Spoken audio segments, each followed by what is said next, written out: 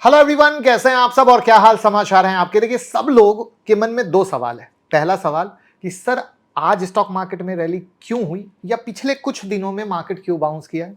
और दूसरा सवाल, सर ये जो बाउंस हुआ है यहां पर इस बाउंस को डेड कैट बाउंस कहना चाहिए या आप ये बता दीजिए कि अगले 6 महीने का मार्केट का आउटलुक क्या है। तो आज की वीडियो में ये दोनों टॉपिक कवर करेंगे जिससे कि आपको पूरा फिल्म क्लियर हो जाए। तो आपको पता है आप और सक्सेसफुल इन्वेस्टर के बीच सबसे बड़ा डिफरेंस क्या है? वो ये है कि जब आप सिर्फ स्टॉक या इंडेक्स का चार्ट देखते हो या उसको देखकर पोर्टफोलियो बेच देते हो या खरीद लेते हो, कुछ भी करते हो, तब सक्सेसफुल इन्वेस्टर एक और चार्ट देख रहे होते हैं और उस चार्ट का नाम क्या है? इंडिया का ग्रोथ चार्ट। आप मार्केट की डिप्स में प्राइस देखते हैं और सक्सेसफुल इन्वेस्टर मार्केट के डिप में पोटेंशियल देखते हैं कि भैया कहां दम है। आपको अपना पोर्टफोलियो बेचने में 3 सेकंड नहीं लगते। लेकिन क्या आपको पता है कि इंडिया हर 3 मिनट में एक नया स्टार्टअप रजिस्टर कर रहा है। एक तरफ आप पैनिक में स्टॉक बेच रहे हैं तो दूसरी तरफ इंडिया हर दिन 37 किलोमीटर नई रोड बना रहा है। आप रेड कैंडल देखकर घबरा जाते हो और स्मार्ट इन्वेस्टर ग्रीन ग्रोथ देखकर विजन बनाते हैं, क्योंकि जो देश दुनिया का सबसे फास्टेस्ट ग्रोइंग देश हो उस देश के मार्केट में यानी स्टॉक मार्केट में डीप आ सकता है यानी गिरावट आ सकता है, लेकिन ग्रोथ पोटेंशियल नहीं। तो आज की वीडियो उन लोगों के लिए है जो मार्केट के करंट डीप से कंफ्यूज्ड है, जिनको डर भी लग रहा है लेकिन मौका भी दिख रहा है। इस वीडियो में हम आपकी इस कंफ्यूजन को दूर करेंगे और साथ में देखेंगे अगले 6 महीने तक इंडियन मार्केट का क्या मूड रहेगा। आपको इस डीप में क्या करना चाहिए, बाय, होल्ड या चिल, राइट सब। तो वीडियो को हमने 2 पार्ट में रखा, जैसा कि मैंने पहले बता दिया। पहले हम बात करेंगे तेजी की और फिर बात करेंगे भैया क्या है 6 महीने का आउटलुक। यहां पर मैं बता दूं कि ये जो सेकंड पार्ट है हम YouTube मेंबरशिप में इस तरह की क्वालिटी देते हैं। तो अगर आप हमारे YouTube मेंबरशिप से नहीं जुड़े हैं तो जरूर जुड़ जाइएगा और सेकंड पार्ट सुनने के बाद आपको विजन मिलेगा तो भी आप YouTube मेंबरशिप से ज्वाइन कर सकते हैं। तो पार्ट 1 सबसे पहले हम कर लेते हैं भैया करंट मार्केट रैली की। बात करें स्टॉक मार्केट की तो भैया आप देख ही रहे हो, रैली शुरू हुई है, नीचे से बाउंस बैक आया है, लेकिन ये रैली हवा में नहीं आई है। इसके पीछे कुछ पावरफुल रीजन है। उस रीजन को जानने से पहले आप ये समझें आज की डेट में जो वर्ल्ड ऑर्डर है वो ये है कि जिस देश में वहां की लेबर सस्ती होगी वहां मैन्युफैक्चरिंग होती है, और जिन कंट्री में ब्रेन ड्रेन इन्वायरमेंट होता है उन कंट्री में इनोवेशन होता है। इंडिया, वियतनाम जैसी कंट्री में जो लेबर है वो सस्ती है, इसलिए वर्ल्ड ऑर्डर यहां आते हैं, राइट। तो इन देशों में मैन्युफैक्चरिंग प्लांट है, चाइना भी यही काउंट कर सकते हो। दूसरी तरफ यूएस, फ्रांस, जर्मनी जैसे देशों में इनोवेशन R&D पे खर्च किया जाता है, इसलिए दुनिया भर के दिमागी लोग यहां आकर काम करते हैं, जैसे कि यूएस की सिलिकॉन वैली। अब समझिए मार्केट की तेजी। तेजी का सबसे बड़ा रीजन जो निकल के आ रहा है वो है यूएस बॉन्ड और यूएस मार्केट का एक साथ क्रैश होना। नॉर्मली यूएस बॉन्ड मार्केट और स्टॉक मार्केट अपोजिट डायरेक्शन में चलते हैं, लेकिन ट्रंप के नए टैरिफ पॉलिसी के बाद दोनों क्रैश हो गए, जो कि व्हाइट हाउस के लिए भी शॉकिंग था, क्योंकि ट्रंप अपना डेट रीफाइनेंस करने के लिए बॉन्ड यील्ड को कम करना चाहते थे। लेकिन हुआ उल्टा, क्योंकि चाइना ने इसकी तैयारी पहले से कर ली थी। चाइना ने बहुत सारे यूएस बॉन्ड पहले से एक्यूमुलेट करके रखे थे, और जैसे ही ट्रंप ने 145% टैरिफ चाइना पे लगाया, चाइना ने लगातार यूएस बॉन्ड बेचने शुरू कर दिए, जिसकी वजह से बॉन्ड यील्ड बढ़ गए। इस वजह से बॉन्ड मार्केट भी गिर गया। दूसरी तरफ ट्रंप लगातार फेड से रेट कट की डिमांड करते आए हैं, लेकिन फेड चेयरमैन पावेल साहब अपनी पॉलिसी पर स्टिक हैं। वो पहले इन्फ्लेशन कंट्रोल करेंगे तभी रेट कट करेंगे। मतलब ट्रंप की सारी प्लानिंग फेल। ऐसे में इन्वेस्टर ये समझ गया कि ट्रंप ने 90 दिन का पॉज अपने लिए लिया है, ना कि ट्रेड पार्टनर के लिए। तो मार्केट अब ये एक्सपेक्ट कर रहा है कि ट्रंप 90 डेज के बाद कुछ सॉफ्ट स्टांस लेंगे सभी देशों पर। ट्रंप के 90 दिन के पॉज के बाद बहुत सारी कंट्री की बैक चैनल नेगोशिएशन स्टार्ट हो चुकी है, क्योंकि अब अमेरिका भी डील चाहता है और ये सेंटीमेंट मार्केट के लिए बुलिश साइन है। ऑलरेडी यूएस ने चाइना के कंप्यूटर और फोन से टैरिफ हटा लिया है। मतलब कहीं ना कहीं यूएस की सारी कैलकुलेशन अब उल्टी पड़ती दिख रही है। आज की डेट में सच यही है कि ट्रंप अपनी इज्जत बचाने के लिए बार बार ट्रुथ सोशल पर 10% बेस टैरिफ की बात कर रहे हैं, लेकिन मार्केट अब सब समझ चुका है कि ट्रंप सिर्फ बातों के शेर है और वर्ल्ड ऑर्डर को चेंज करना अकेले ट्रंप एडमिनिस्ट्रेशन की बात नहीं है। बात करें यूएस डॉलर की तो यूएस डॉलर इंडेक्स 2 साल के लो के करीब आ गया और अब 100 के नीचे चल रहा है, और जब डॉलर, यूएस इक्विटी और ट्रेजरी सब प्रेशर में होते हैं तो एफआईआई नया डेस्टिनेशन ढूंढते हैं और ऐसे में इंडिया एक स्ट्रॉन्ग कैंडिडेट बनता है। और ये सारी वीडियो डिटेल में आप देखो तो आपके स्क्रीन पे दिख रही है, एपिसोड 1, 2, 3, 4, 5 सब पे मैंने बात की थी, क्योंकि मैंने शुरू दिन से कहा था अगर ट्रंप को समझना है तो 2018-19 में जब वो आए थे टेरिफ खेले थे, समझ लो। मैंने कई वीडियो में बात की तो लोगों ने कहा वो वक्त अलग था, ये वक्त अलग है। मुझे हंसी आ गई, मैं क्या बोलूं, मेरे को तो 21 साल हो गए स्टॉक मार्केट में, अपना एक्सपीरियंस देता हूं। एक आदमी सब कुछ नहीं बदल सकता है और ये आदमी सिर्फ अपने लिए काम कर रहा है, पूरे दुनिया के लिए नहीं कर रहा है, ये भी समझने वाली बात है। बट चूंकि मार्केट में जो नए लोग आते हैं वो इन चीज़ों को नहीं समझते हैं और उनको लगता है अरे बाबा इस बार अलग है, जैसे मार्केट गिरता है तो आप क्या कहते हो इस बार अलग है, और डर के मारे नहीं खरीदते, लेकिन स्मार्ट मनी खरीद लेता है। तो हर बार मार्केट गिरता है, हर बार लोग कहते हैं इस बार अलग है, लेकिन मार्केट फिर ऊपर ही जाता है, राइट ना। तो रिटेलर तो कभी खरीद ही नहीं पाता, वो डर के मारे डरा रह जाता है, राइट, और फिर बाद में पछताता है। तो दिस इज द पार्ट जहां पे ट्रंप की कंप्लीट हार हुई। और प्लीज अगर आप एक सीरियस ट्रेडर इन्वेस्टर हैं तो ये जो वीडियो आपको दिखाई ना पांचों, इसको जरूर देखिएगा, आपको पिक्चर बहुत अच्छे से क्लियर होगी कि किस तरीके से मार्केट बाउंस हुआ या मार्केट ज्यादा नहीं गिरा।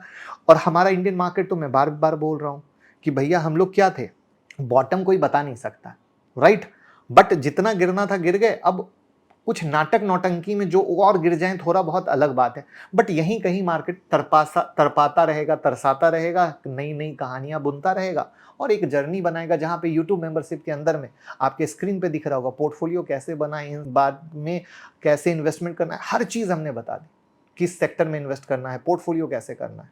तो मैं चाहूंगा कि आप प्रूफ जरूर देखें, क्योंकि प्रूफ देखने से आपका ट्रस्ट बढ़ेगा मेरे ऊपर, तो आप और अच्छे तरीके से फॉलो कर पाओगे। यहां पर डोमेस्टिक रीजन की बात करें तो आरबीआई ने अपनी लेटेस्ट एमपीसी मीटिंग में कहा कि 2025-26 का इन्फ्लेशन आउटलुक 4% के आसपास ही रहेगा। क्वार्टरली इन्फ्लेशन ब्रेकडाउन भी स्टेबल है, Q1 3.6%, Q2 3.9%, Q3 3.8%, Q4 4.4%। मतलब इन्फ्लेशन रिस्क बैलेंस्ड। जब यूएस में इन्फ्लेशन राइजिंग ट्रेंड में है और इंडिया में कंट्रोल दिख रहा है तो सीधी सी बात है मार्केट का मूड पॉजिटिव। तो ये था मार्केट में बाउंस आने का कारण, ठीक है। अब इसमें रियल पिक्चर और कहां से स्टार्ट होगी, जो क्वार्टर रिजल्ट आने शुरू होंगे तो पिक्चर और खुल के आ जाएगी, क्योंकि जो हमारे इंडियन स्टॉक मार्केट में गिरावट शुरू हुई थी सितंबर, वो सब क्वार्टरली रिजल्ट से ही शुरू हुआ था और उसको वही खत्म कर सकता है। जब लोगों को लगने लगेगा रिजल्ट अच्छे आने चालू हो गए तो खेल सुधरने लगेगा। तो ये था हमारा पार्ट 1। अब हम आते हैं पार्ट 2 6 मंथ वाले आउटलुक पर। यहां तक बात समझ में आई हो तो लाइक कर दीजिए और भैया कमेंट में भी बताइए, तो हम और मेहनत करेंगे अगर कोई भी कमी लगे तो अब सवाल ये है कि अभी रैली तो आप देख रहे हो, बट रैली सस्टेन होगी क्या? इसके लिए हमें इंडियन इकोनॉमी को थोड़ा लॉन्ग टर्म ढंग से देखना पड़ेगा, जिसमें पहली अगर पॉइंट हम बात करें तो चाइना +1 यानी make in India turn around. तो क्या आपको पता है इंडियन इकोनॉमी दुनिया की सबसे यूनिक इकोनॉमी है। किसी भी इकोनॉमी में सबसे पहले एग्रीकल्चर और लाइव स्टॉक सेक्टर बूस्ट करता है, फिर मैन्युफैक्चरिंग सेक्टर और लास्ट में सर्विस सेक्टर। लेकिन इंडियन इकोनॉमी में फर्स्ट गियर के बाद सीधा थर्ड गियर डाला गया, मतलब हमने एग्रीकल्चर और लाइव स्टॉक सेक्टर बूस्ट होने के बाद सीधा सर्विस सेक्टर को बूस्ट मिलता है। मैन्युफैक्चरिंग सेक्टर अभी भी हमारा बूस्ट नहीं हुआ, इसका मेन कारण था चाइना। लेकिन अब हमारा manufacturing sector US China trade war की वजह से, टैरिफ वॉर की वजह से टर्न अराउंड हो सकता है। ऑलरेडी हमारे इलेक्ट्रॉनिक और इंजीनियरिंग गुड का एक्सपोर्ट मार्च 2025 में ईयर ऑन ईयर 14.2% ग्रो हुआ है। मैन्युफैक्चरिंग पीएमआई इंडेक्स 58.5% है, जो अच्छा मैन्युफैक्चरिंग एक्सपेंशन शो कर रहा है। चाइना टैरिफ के बाद हमारे मैन्युफैक्चरिंग और एक्सपोर्ट बढ़ सकते हैं, क्योंकि अब इंडिया के पास टैरिफ एडवांटेज चाइना से ज्यादा है। डोमेस्टिक इकोनॉमी स्टिमुलस की बात करें तो सरकार ने नए बजट 2025 में मिडिल क्लास और स्टार्टअप के टैक्सेस कम किए। आरबीआई ने इंटरेस्ट रेट कम कर दिया है। सरकार 11 लाख करोड़ का इंफ्रा स्पेंडिंग कर रही है। पीएलआई स्कीम के फायदे धीरे धीरे हर सेक्टर में ओपन किए जा रहे हैं। ये सब चीजें इंडियन इकोनॉमी ग्रोथ को सस्टेन करने में हेल्प कर रही है, क्योंकि इससे डोमेस्टिक कंजप्शन और कॉर्पोरेट अर्निंग दोनों को आने वाले वक्त में बूस्ट मिलने वाला है। ध्यान रहे, मार्केट रैली एक लीडिंग इंडिकेटर होती है। इसका मतलब जो चीज फ्यूचर में होने वाली है वो मार्केट में पहले से एडजस्ट कर ली जाती है। तो अगर फिलहाल इंडियन मार्केट में रैली दिख रही है तो उन्हें कहीं ना कहीं कॉर्पोरेट अर्निंग में सुधार होने की वजह दिख रही है। आई बात समझ में? इसीलिए मैंने क्या कहा, क्वार्टर रिजल्ट पे हमारी नजर होगी। देखो लिंक कैसे निकल के आता है, और इसलिए कहा जाता है पूरी वीडियो को ध्यान से सुनना चाहिए, और लास्ट में समरी निकलती है। इंडियन इकोनॉमी की बात करें तो रिटेल और एमएसएमई की क्रेडिट ग्रोथ 12 से 14% से लगातार बढ़ रही है, जिसका मतलब डोमेस्टिक इकोनॉमिक एक्टिविटी में कहीं कोई कमी नहीं है। Overall auto sale, affordable house sale भी धीरे धीरे ग्रो होने के चांस लग रहे हैं। जीएसटी कलेक्शन हर महीने अपने पुराने रिकॉर्ड तोड़ रही है। मार्च 2025 में जीएसटी कलेक्शन 1.72 लाख करोड़ था, जो overall life time high. India का फॉरेक्स रिजर्व अप्रैल 2025 में 650 प्लस बिलियन डॉलर है, जो एक्सपोर्ट इंपोर्ट के स्प्रेड को इजीली हैंडल कर सकता है। जब इंडिया पर 26% टैरिफ था, तब आरबीआई के हिसाब से इंडिया की जीडीपी 6.5% से ग्रो करती, लेकिन अब इंडिया पर बेस टैरिफ 10% है और हमारे सबसे बड़े कॉम्पिटिटर पर 145%। तो हो सकता है कि इंडिया की जीडीपी 7% भी ग्रो कर जाए। मार्च महीने की इन्फ्लेशन 3.8% से 4% तक बताई जा रही है, जो आरबीआई के सेफ रेंज में है। अगर 10% टैरिफ के कारण आने वाले टाइम में महीने में इन्फ्लेशन 5% भी हो जाती है, तो भी इंडियन इकोनॉमी इसको आराम से हैंडल कर सकती है, क्योंकि आरबीआई तभी पैनिक करता है जब इन्फ्लेशन 7% के ऊपर जाती है। अब आज आपको एक यूनिक चीजें बताता हूँ। इमर्जिंग मार्केट के इंडेक्स के रिटर्न कैलकुलेट करने का एक स्मार्ट तरीका होता है। ये सब स्मार्ट इन्वेस्टर देखते हैं, इसलिए मैं आपको सिखा रहा हूँ। इसलिए मैंने कहा था ये पार्ट यूट्यूब मेंबरशिप का है, जो मैं वहां पर ऐसी चीजें सिखाता हूँ, आप ज्वाइन कर सकते हैं। आप किसी इमर्जिंग देश के इंडेक्स से उतना एवरेज रिटर्न हर साल एक्सपेक्ट कर सकते हो जितना उस देश की जीडीपी और महंगाई बढ़ रही है। एग्जाम्पल के लिए अगर हम इंडिया की बात करें तो एवरेज जीडीपी ग्रोथ 6 से 7% और एवरेज इन्फ्लेशन 4 से 5%, तो दोनों को ऐड कर दे तो 10 से 12%। इसका मतलब आप इंडियन इकोनॉमी से एवरेज 10 से 12% का रिटर्न एक्सपेक्ट कर सकते हो। और विदेशी लोग तो यही सोचते हैं ना, लॉन्ग रन में इंडियन इकोनॉमी एवरेज इतना ही रिटर्न देती है। तो ओवर अगर हम अगले 6 महीने का आउटलुक देखें तो एवरेज जीडीपी ग्रोथ 7%, इन्फ्लेशन 4%, तो इंडेक्स 11% के हिसाब से ग्रोथ होना चाहिए। और अगर इंडेक्स राइज नहीं हुआ तो इंडेक्स की मार्केट कैप 11% और चीप हो जाएगी, जिससे हम इकोनॉमिक्स में टाइम करेक्शन कहते हैं। तो अगर आप ऐसी चीज़ों को समझना शुरू कर दोगे तो आपको मेरी बात सही लगेगी कि 80% ड्रामा इंडियन मार्केट में हो चुका है, सिर्फ 20% की कहानी है। और इस लॉजिक पे जब तक आप मैक्रो माइक्रो नहीं समझते हो, आप नहीं कर सकते। पुराने नियम, नए खतरे। जब तक ट्रंप पावर में है, दुनिया पहले जैसे सेम नहीं रह पाएगी। जब ट्रंप दुनिया का ट्रेड मैप चेंज करने के पीछे पड़े हैं, तो आप पुराने ट्रेड मैप के हिसाब से इन्वेस्टिंग नहीं कर सकते। ट्रंप एरा में चीजें कभी भी बहुत जल्दी चेंज हो सकती हैं। किसी को पकड़ के मत बैठो, शादी मत करो, आप फेयर करो, जिसकी वजह से मार्केट में अगले 1-2 साल उथल पुथल रह सकती है। ऐसे में आपको अनसर्टेन टाइम के हिसाब से पोर्टफोलियो बनाना चाहिए।